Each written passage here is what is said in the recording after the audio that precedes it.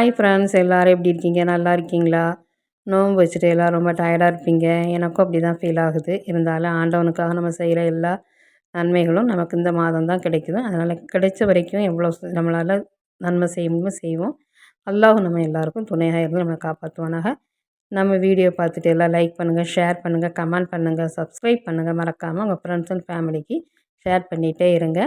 நான் போடுற வீடியோ உங்களுக்கு உடனுக்குடன் நோட்டிஃபிகேஷன் வரணும்னா பெல் பட்டனை கிளிக் பண்ணுங்கள். அப்போ தான் நான் போடுற வீடியோ வரும். வாங்க வீடியோக்குள்ளே போகலாம். ஃபஸ்ட்டு இந்த ரெசிபி செய்கிறதுக்கு ஒரு நேந்திரம் வந்து கட் பண்ணி வச்சுருக்கேன். 1 டீஸ்பூன் ஏலக்காய், 1 டீஸ்பூன் கஸ்டர்ட் பவுடர், 2 டீஸ்பூன் நெய் எடுத்து வச்சுருக்கேன். இது வந்து சுகரு, அப்புறமா பாதாம், முந்திரி, கருப்பு திராட்சை, முட்டை. இதுதான் இதுக்கு தேவையான பொருட்கள். என்னென்ன வேணுங்கிறத டிஸ்கிரிப்ஷனில் வருது பாருங்கள். ஸ்க்ரீனில் கொடுத்துருக்கேன். இப்போ அடுப்பில் கடாய் வச்சுட்டு 1 டீஸ்பூன் நெய் சேர்த்துக்கோங்க. நெய்யெல்லாம் ரொம்ப அதிகமாக தேவைப்படாது, கம்மியான குவான்டிட்டி தான். எல்லாமே சில இது நான் போட்டிருக்கல, ஆப்ஷனல் தான். உங்கள்கிட்ட இருந்தால் சேர்த்துக்கோங்க, இல்லைனா ஸ்கிப் பண்ணிக்கோங்க. இப்போ நம்ம நெய் சூடாயிடுச்சு. இப்போ இதில் நம்ம எடுத்து வச்ச முந்திரி, பாதாம், கருப்பு திராட்சை 3ஐயும் நம்ம வறுத்து ஃபஸ்ட்டு எடுத்துக்குவோம். ஃபஸ்ட்டு முந்திரி, பாதாமே வறுத்துக்கலாம். கடைசியாக நம்ம இது வறுபட்டதும் முந்திரி, கருப்பு திராட்சையை போட்டு நம்ம வறுத்துக்கணும். இப்போ முந்திரி, பாதாம் வறுபட்டுருச்சு. இப்போ திராட்சையை போட்டு வறுத்துக்கலாம். வறுத்து ஒரு பிளேட்டுக்கு மாற்றி எடுத்து வச்சுக்கோங்க. நெய்யெல்லாம் ரொம்ப தேவையே இல்லை. குழந்தைங்களுக்கு இந்த மாதிரி ஸ்நாக் இஃப்தாருக்கு செஞ்சு கொடுங்க. ரொம்பவே விரும்பி சாப்பிடுவாங்க. சூப்பராக இருக்கும்.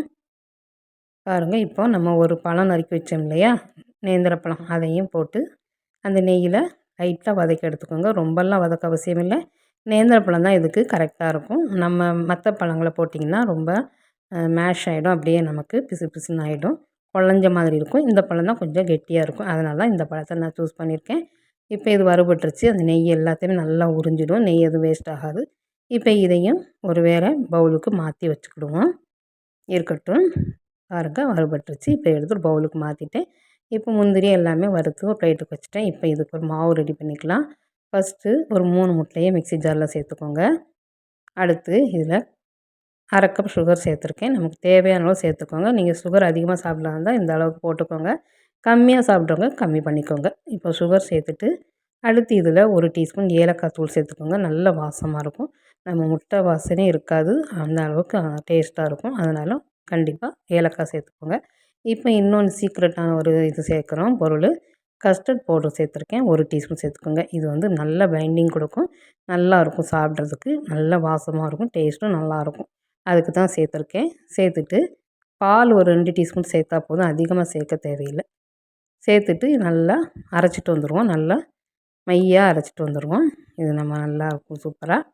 இப்போ நம்ம வறுத்த பழத்தில் வறுத்த முந்திரி, பாதாம் எல்லாம் போட்டுருங்க. போட்டுட்டு இப்போ நம்ம இந்த கலவையை ஊற்றிடலாம். முட்டை எல்லாம் அடிச்சிட்டு வந்தோம் இல்லையா, பால்லாம், அதை ஊற்றிட்டு ஒரு மிக்ஸ் கொடுத்துருங்க. அவ்வளோதான். ரொம்ப குயிக்காக செஞ்சிடலாம், ரொம்ப ஈஸியாக செஞ்சிடலாம். செய்கிறதுக்கு ரொம்பவே நேரமே எடுக்கலை, ரொம்ப ரொம்ப ஈஸியாக இருந்தது. நோன்பு வச்சுட்டு கொஞ்சம் ஈஸியானதாக நான் பண்ணிகிட்ருக்கேன். இப்போ நம்ம ஒரு கடாயில் 1 டீஸ்பூன் நெய் விட்டுக்குவோம். நெய் விட்டுட்டு நல்லா ப்ரஷ்ஷை வச்சு நல்லா தடவி விட்டுருங்க, எல்லா பக்கம் படுற மாதிரி. நான்ஸ்டிக்லேயே செய்யுங்க, அப்போ தான் உங்களுக்கு ஒட்டாமல் அழகாக வரும், எடுக்கிறதுக்கு சூப்பராக ஈஸியாக. அதனால் அதையே நீங்கள் யூஸ் பண்ணுங்கள். இப்போ நம்ம இந்த கலவையை இதில் ஊற்றிடுவோம். ஊற்றிட்டு ஒரு தடவை நல்லா எல்லாத்தையும் ஒரு மிக்ஸ் பண்ணிவிட்டு லைட்டாக மிக்ஸ் பண்ணால் போதும், அதிகமாக மிக்ஸ் பண்ண தேவையில்லை. லைட்டாக இந்த மாதிரி ஜென்டிலாக இது மாதிரி மிக்ஸ் பண்ணிக்கோங்க. இப்போ நம்ம இதை வந்து அப்படியே டைரெக்டாக அடுப்பில் வைக்க போகிறதில்ல. ஒரு அடிகனமான தோசை தவா வச்சுருங்க. வச்சுட்டு அது நல்லா சூடானதும் அதுக்கு மேலே இந்த கடாயை வச்சுடுங்க. வச்சுட்டு மூடி போட்டு மூடி வச்சுருங்க. ஒரு 10 to 15 நிமிஷம் இது குக் ஆகிடும். சிம்மிலே வச்சுடுங்க. நம்ம தோசைக்கு நல்லா சூடானதுக்குள்ளே வைக்கிறோம், அந்த சூட்லேயே இது நல்லா வெந்து வந்துடும். ஒரு 10 நிமிஷத்துக்கு அப்புறமா மூடி திறந்துட்டு நம்ம வறுத்த பாதாம், முந்திரிலாம் இருக்குது இல்லையா, அதை லைட்டாக மேலே வந்து இந்த மாதிரி தூவி விட்டுருங்க. சூப்பராக இருக்கும். இதுவும் ஆப்ஷனல் தான், பார்க்குறதுக்கு நல்லாயிருக்கும்னு சொல்லிவிட்டு நான் வச்சுருக்கேன். உங்களுக்கு விருப்பம் இருந்தால் அந்த மாதிரி செஞ்சுக்கோங்க, இல்லைன்னா ஸ்கிப் பண்ணிக்கோங்க. சேர்த்தா நல்லாயிருக்கும். அவ்வளோதான். சேர்த்துட்டு மறுபடியும் மூடி போட்டு ஒரு 5 நிமிஷம் வேக விட்டாச்சு. 5 நிமிஷத்துக்கு அப்புறமா சூப்பராக வெந்து வந்துடுச்சு. ஒரு ஃபோர்க்கோ கத்தியோ வச்சு குத்தி பார்த்தீங்கன்னா உங்களுக்கு தெரியும்.